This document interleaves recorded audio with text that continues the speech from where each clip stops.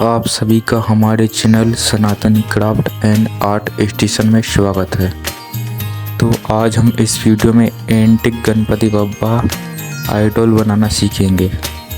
तो सबसे पहले हम चौकोर से में मिट्टी काटेंगे और उसमें तार डालेंगे जितनी भी बड़ी हमें आइडल बनानी है, और तार के ऊपर से मिट्टी लगाना स्टार्ट करेंगे जैसा कि आप वीडियो में देख ही सकते हो, और पानी की मदद से हम उसको चिकना करेंगे। तो वीडियो में बने रहें, आपसे हम वीडियो के लास्ट में मिलते हैं।